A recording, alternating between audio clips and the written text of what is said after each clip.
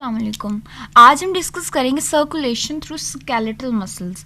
Basically skeletal muscles कौन से होते हैं? जितने भी मसल हमारे स्केलेटन सिस्टम के साथ, जो हमारा स्केलेटन है उसके साथ अटैच होते हैं, उन सब को बोलते हैं स्केलेटल मसल्स। तो स्केलेटल मसल्स की सर्कुलेशन का मतलब ये कि जो जब हार्ट पंप करता है और ब्लड पूरी बॉडी के अंदर सर्कुलेट करता है, तो जो ब्लड स्केलेटल मसल्स के पास आता है, यानी कि जो ब्लड जो है स्केलेटल मसल्स को मिलता है, उनकी सर्कुलेशन को हम कहते हैं सर्कुलेशन थ्रू स्केलेटल मसल्स। आज इसमें हम डिस्कस करेंगे कि ड्यूरिंग रेस्टिंग और ड्यूरिंग कंट्रैक्शन और ड्यूरिंग एक्सरसाइज के क्या चेंज आता है, उसके बाद फैक्टर्स कौन से इन्वॉल्व होते हैं। इसमें बेसिकली 3 फैक्टर्स होते हैं, उनको डिस्कस करेंगे और एट द एंड हम अप्लाइड फिजियोलॉजी के अंदर वेरिकोज वेन्स वगैरह को डिस्कस करेंगे। फर्स्ट ऑफ ऑल हम देख लेते हैं circulation through skeletal muscles. Basically जब during resting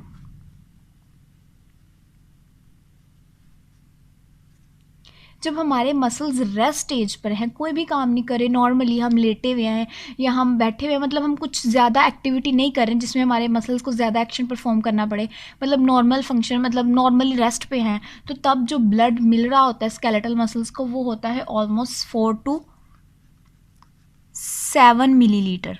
okay, 4 to 7 millilitre पर 100 ग्राम पर मिनट, यानी कि 1 मिनट के अंदर 4 से 7 मिलीलीटर जो है ब्लड रेस्टिंग पे मिल रहा है।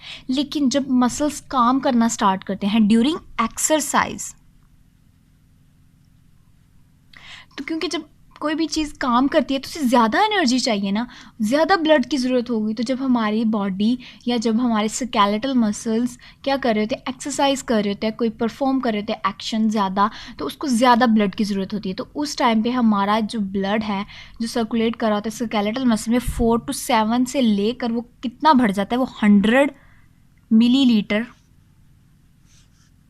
ग्राम पर मिनट पर पहुंच जाता है। So this is there is a big difference कि रेस्टिंग पे बहुत कम होता है, लेकिन जब मसल एक्सरसाइज कर रहे हैं, वर्क कर रहे हैं, उन्हें एनर्जी चाहिए, तो उस कंडीशन में ज़्यादा ब्लड का फ्लो होता है स्केलेटल मसल्स के अंदर। सो बेसिकली ये था इसका इंट्रो। अब हम देख लेते हैं कुछ फैक्टर्स जो कि इन्वॉल्व होते हैं इसके रेगुलेशन के अंदर।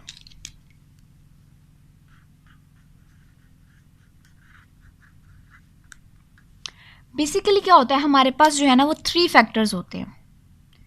नंबर 1 हमारे पास आता है मैकेनिकल,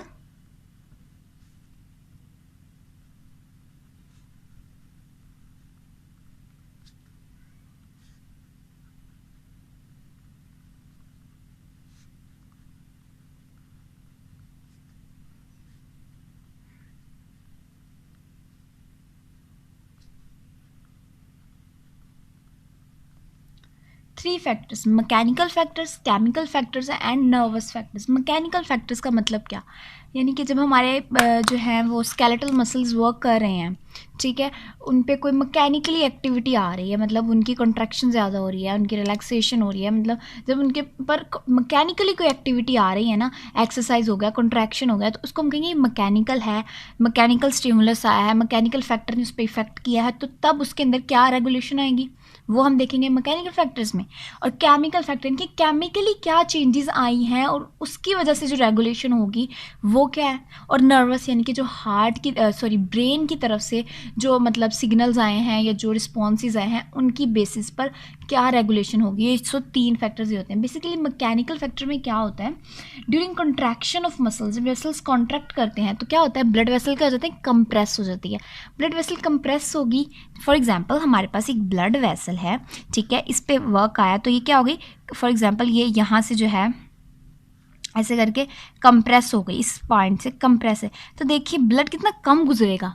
तो ब्लड एक्सरसाइज करते हैं तो हमारी मस्कुलर एक्टिविटी क्या हो जाती है, इंक्रीज़ हो जाती है। जब मस्कुलर एक्टिविटी इंक्रीज़ होगी, जो है वो आप कह सकते हैं कि ऐसा स्टिमुलस वर्क कर रहा होता है कि जब मस्कुलर एक्टिविटी इंक्रीज़ हो रही है तो ये क्या हो रही है, कंप्रेशन आ रहा है, तो लेकिन ब्लड फ्लो कम हो रहा है, लेकिन हमें क्या एक्टिविटी के दौरान क्या चाहिए होता है, ज़्यादा वो चाहिए होता है ब्लड, تو یہی پھر میکینیکل ریگولیشن ہوتی ہے کہ اس کو اوورکم کر کے وہ بلڈ کو زیادہ لا رہا ہوتا ہے.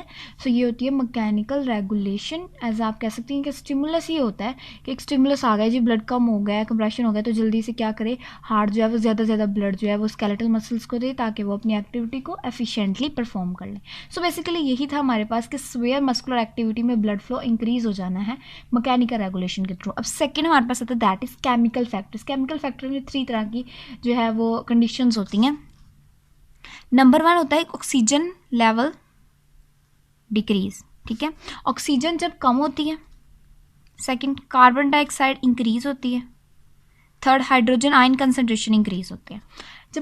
جب دیکھیں بلڈ کم آیا ہے, آکسیجن کی کمی ہو گئی ہے, کاربن ڈائی آکسائڈ بڑھ گئی ہے, اس کے ساتھ HI پازیٹیو آئنس کی کنسنٹریشن بھی بڑھ گئی ہے, تو پھر کیا ہوگا, جلدی سے کیا ایک اسٹیمولس جائے گا کہ جلدی سے جی ادھر اور زیادہ سے زیادہ بلڈ بھیجا ہے تاکہ آکسیجن زیادہ آئے اور جو ہے بلڈ فلو زیادہ ہو. سو یہ ہوتا ہے کیمیکل. کیمیکل میں 3 چیزیں انوالو ہوتی ہیں, آکسیجن کی, لیس آکسیجن, مور کاربن ڈائی آکسائڈ, مور ہائیڈروجن کنسنٹریشنس. تو یہ ایک اسٹیمولس ہوتا ہے.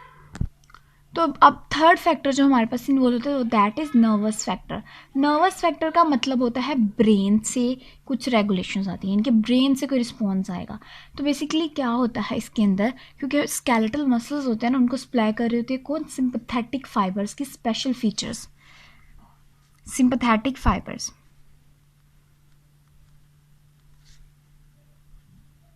سمپتھیٹک فائبرس کیا ہوتے ہیں, سپلائی کر رہے ہوتے ہیں. لیکن جب کیا ہوتا ہے کہ مسکولر ایکٹیویٹی بڑھتی ہے یا کوئی بھی مطلب کنڈیشن ہوتی ہے, بلڈ جو ہے وہ زیادہ چاہیے ہوتا ہے, تو یہ کیا کرتا ہے, یہ ڈیکریز, یہ ریلیز کرواتا ہے ایسیٹائل کولین. ایسیٹائل کولین ایک نیورو ٹرانسمیٹر ہے جو کیا کر رہا آتا ہے, ویزو ڈائلیشن. سمپتھیٹک فائبر سپلائی کر رہے ہوتے ہیں, وہ کیا کرتے ہیں, ریلیز ایسیٹائل کولین. ایسیٹائل کولین کیا کرواتا ہے, ویزو ڈائلیشن. ویزو مطلب بلڈ ویسلز, ڈائلیشن یعنی کہ بلڈ ویسلز کی ڈائلیشن. تو آبویسلی جب ویزو ڈائلیشن ہوگی تو بلڈ فلو کیا ہو جائے گا, انکریز ہو جائے گا. سو یہی تھا ہمارے پاس nervous factor. First of all chemical factor جس میں مسکولر ایکٹیویٹی انکریز ہونے کی وجہ سے بلڈ فلو انکریز ہوا. کیمیکل یعنی کہ کچھ کیمیکلس میں یعنی کہ کاربن آکسیجن کم, کاربن ڈائی آکسائڈ زیادہ, ہائیڈروجن آئن کنسنٹریشن زیادہ ہونے کی وجہ سے ریگولیشن ہوئی کیمیکل. اور نروس میں جو سمپتھیٹک فائبرس سپلائی کر رہے ہوتے ہیں اسکیلیٹل مسلس کو, وہ کیا کرتے ہیں, ایسیٹائل کولین ریلیز کرتے ہیں جو کہ ویزو ڈائلیشن کرواتا ہے, اور پھر کیا ہو جاتی ہے, بلڈ ویسلس کی ڈائلیشن اور پھر بلڈ فلو زیادہ. سو یہ تھے بیسیکلی ہمارے پاس فیکٹرز. اب ہم ڈسکس کر لیتے ہیں اس کی اپلائیڈ فزیولوجی. اب ہم اس کی ڈسکس کر لیتے ہیں کچھ تھوڑی سی اپلائیڈ فزیولوجی.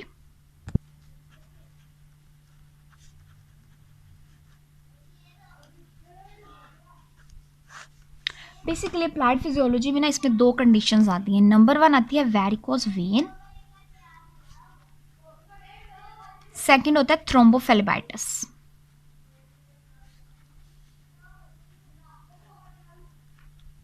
اب ویریکوز وینز کیا ہوتا ہے, تھرومبوفلیبائٹس کیا ہوتا ہے. ویریکوز وینز وہ وینز جو کسی وجہ سے سویل ہو گئی ہیں, زیادہ سوولن کنڈیشن میں آ گئی, تو اس کو کہتے ہیں ویریکوز وین. اور تھرومبوفلیبائٹس, آئٹس انفلیمیشن, تھرومبس کی فارمیشن کی وجہ سے انفلیمیشن جو ہے نا وینس کے اندر کسی وجہ سے تھرومبس بن جائے تو اس کی وجہ سے انفلیمیشن ہو جانا, اس کو کہتے ہیں تھرومبوفلیبائٹس. سو ہم بیسکلی ان کو سیپریٹلی ڈسکس کر لیتے ہیں کہ بیسیکلی ویریکوز وینس کیا ہوتا ہے, تھرومبوفلیبائٹس. ویریکوز وینس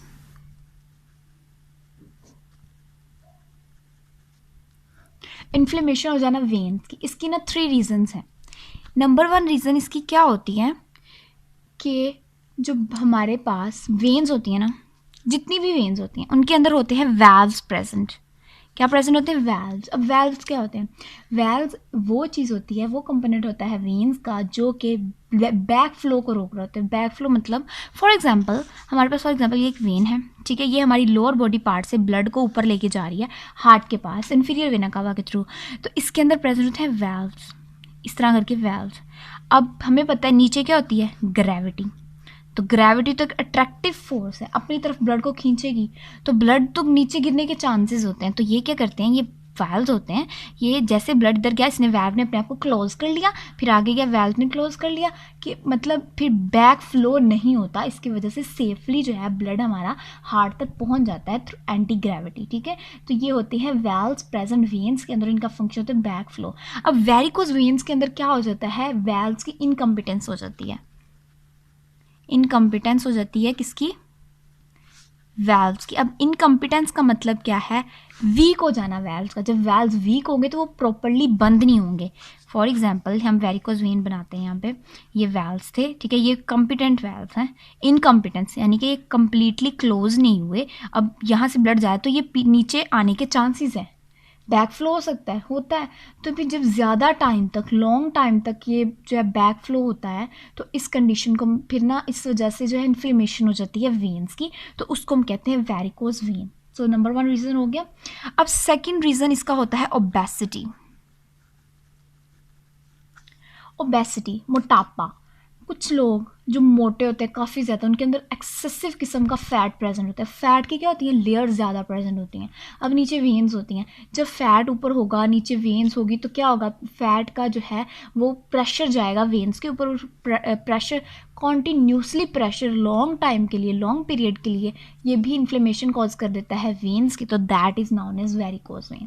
سیکنڈ ریزن ہو گیا. اب دا لاسٹ ریزن جو ہے وہ ہے پریگنینسی.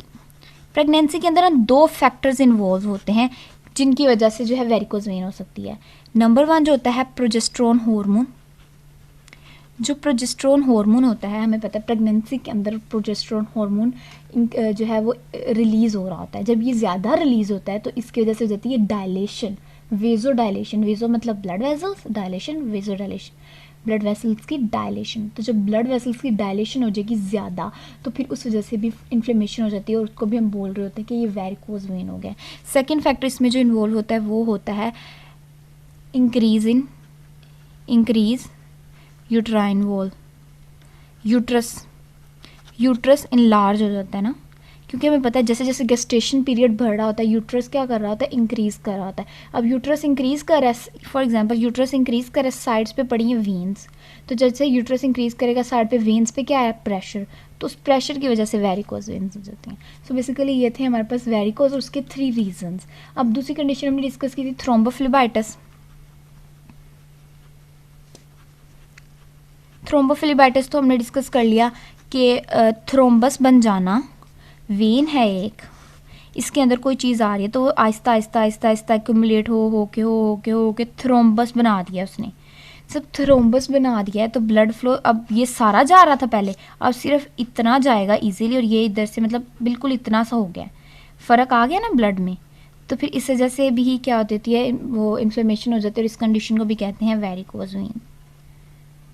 مطلب تھرومبوفلیبائٹس یعنی کہ تھرومبس کی وجہ سے, ویریکوز وین نہیں کہتے سوری, اس کو یہ سیپریٹ ڈیزیز ہے, تو مطلب تھرومبس کی وجہ سے وینس کی انفلمیشن ہو جانا, تو یہ تھرومبوفلیبائٹس. یہ 2 کنڈیشنز انوالو ہوتی ہیں اسکیلیٹل مسل کی سرکولیشن کے اندر. سو بیسیکلی یہ تھی ہمارے پاس کمپلیٹ سرکولیشن آف اسکیلیٹل مسل. سو آئی ہوپ کہ سمجھ آ گئی ہوگی. کوئی کوشچن ہو تو you can ask in comment section. سو اللہ حافظ.